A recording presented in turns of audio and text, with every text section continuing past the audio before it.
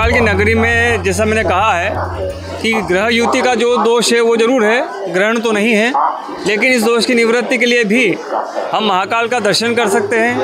महाकाल का सामान्य दर्शन भी किया जा सकता है और महाकाल के दर्शन के बाद किसी भिक्षु को दान करने की परंपरा यहाँ पर है। इसको करने से सूर्य की अनुकूलता होती है, वो ग्रह के दोष समाप्त होते हैं। इस बार वर्ष में सूर्य ग्रहण और चंद्र ग्रहण नहीं है। हाँ, सूर्य, राहु, चंद्र, शुक्र इन 4 ग्रहों की युति का संबंध बना है, तो ग्रह युति दोष जरूर आया है इसके अंदर। अगर ग्रह युति दोष है तो उस दोष की निवृत्ति के लिए शिव मंदिर पर अष्टाध्यायी रुद्र का अभिषेक करना चाहिए। अगर अभिषेक की स्थिति न बने तो सामान्य व्यक्ति जल का कलश लेकर के, दूध का कलश लेकर के जल और दूध से भगवान शिवलिंग पर जल चढ़ावे, दूध चढ़ावे, सफ़ेद चंदन का त्रिपुंड लगावे, आकड़े के 7 फूल चढ़ावे, अक्षत चढ़ावे, घी का दीपक लगावे, मिश्री का भोग लगाएं। यह करने से सूर्य की अनुकूलता होती है। साथ ही नाग देवता के यहाँ पर पे गाय का दूध का भोग लगावे, गूगल की दीप लगाए। यह करने से जो जन्म कुंडली में राहु का दोष है, नाग का दोष है या सर्प श्रापित दोष है, उस दोष की विधि शांति होगी। इसके अलावा चंद्रमा सूर्य का योग बनता है। ऐसे योग में दान का बड़ा महत्व बताया गया है। तो दान के मामले में अन्न का दान या सीधा दान हम कर सकते हैं। इसके अलावा किसी को यथायोग्य भिक्षुकों को भोजन दे सकते हैं, गाय को चारा दे सकते हैं, पशु पक्षियों को किसी भी प्रकार की सहायता हम कर सकते हैं। चूँकि यह ग्रहण भारत में दृश्य नहीं है और भारत के बाहरी हिस्से में दृश्य है, विदेशों में दृश्य है, अमेरिका में दृश्य है, अलास्का जैसे शहरों में दृश्य है, लेकिन फिर भी कुछ राशियों पर यह पूरे विश्व में एक अपना प्रभाव डालेगा। भले भारत में ग्रहण दृश्य न हो, लेकिन जिन राशियों पर लग रहा है वह राशियां पूरे विश्व में अपना प्रभाव डालेंगी। उन राशियों पर उनका प्रभाव होगा। जिस प्रकार मीन राशि पर लग रहा है तो मीन राशि वालों के लिए घात होगा, इनके लिए पीछे से कोई घात कर सकता है। मेष राशि वालों के लिए यह हानि का सूचक है। वृष राशि वालों के लिए यह लाभ का सूचक है। मिथुन राशि वालों के लिए सुख और समृद्धि और वाहन सुख देगा। कर्क राशि वालों के लिए मान सम्मान में पीड़ा उत्पन्न हो सकती है, इसलिए वह कहीं पर जाए तो अपने मान और सम्मान को देख करके ही कहीं यात्रा करें। सिंह राशि वालों के लिए ये थोड़ा बहुत अच्छा नहीं होगा, यह मृत्यु तुल्य कष्ट दे सकता है। तो सिंह राशि वाले इससे बचे, इस दिन महामृत्युंजय का जप करें ग्रहण काल में, तो विशेष लाभ होता है। कन्या राशि वालों के लिए यह स्त्री पीड़ा का होगा। तुला राशि वालों के लिए सुख समृद्धि होगा। वृश्चिक राशि वालों के लिए चिंता का विषय होगा। धनु राशि वालों के लिए थोड़ा मानसिक व्यथा होगा। मकर राशि वालों को लिए श्री की वृद्धि होगी, धन धान्य मिलेगा और इनके रुके हुए काम पूर्ण होंगे। कुंभ राशि वालों के लिए ये थोड़ी क्षति हो सकती है, तो ये लोग बच कर के रहें। इस समय विशेष करके पूजा पाठ कर सकते हैं।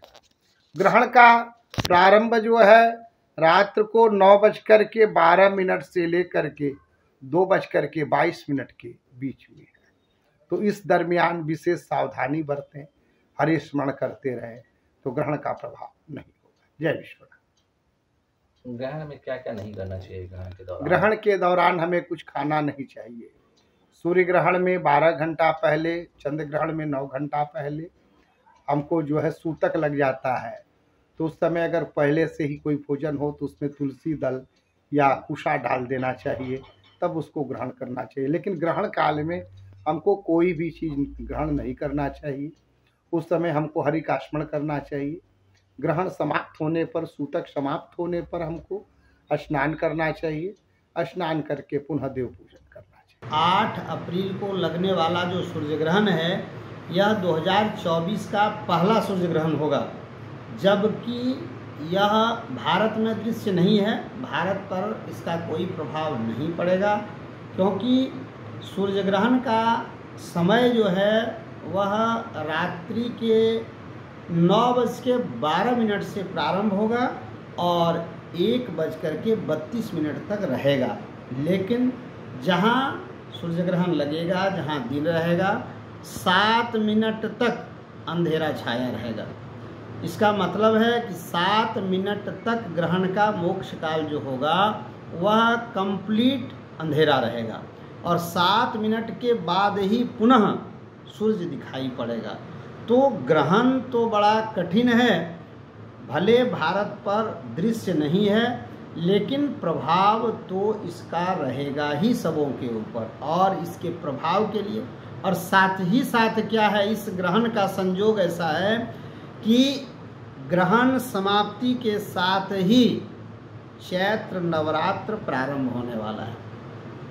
तो चैत्र नवरात्र का जो कलश स्थापन होगा वह उस पर विशेष ध्यान रखना है कि जो हम कलश स्थापन करके माता दुर्गा का आवाहन करेंगे, पूजन करेंगे या दुर्गा सप्तशती का पाठ करेंगे, उसका समय को देखते हुए रात में जब ग्रहण काल होगा, इसके बाद जब तक आप शुद्ध नहीं होते हैं, घर की शुद्धि नहीं करते हैं, गंगाजल गंगा मिट्टी का स्पर्श नहीं करते हैं, तब तक आप शुद्ध नहीं हैं। और गंगा में स्नान या गंगाजल से स्नान करना, गंगा मिट्टी को लगाने के बाद ही पवित्र होता है। जिस जगह कलश स्थापन करेंगे उस जगह पवित्र सुबह प्रातःकाल धो लें और ध्यान रखें कि कलश स्थापन का जो समय है वह 7 बजे से 8 बजे के बीच में यदि आप नहीं कर पाते हैं तो अभिजित मुहूर्त जो है 11:34 के बाद 12:54 के बीच में ही आप कलश स्थापन करें, क्योंकि ग्रहण काल का जो नकारात्मक ऊर्जा इस पृथ्वी पर पड़ा है, इसलिए यदि आप शुभ समय में कलश स्थापन नहीं करते हैं तो आपकी पूजा जो होगी वह अपवित्र ही माना जाएगा। इसलिए आप सुबह पवित्र होकर के ही कलश स्थापन का कार्यक्रम करें।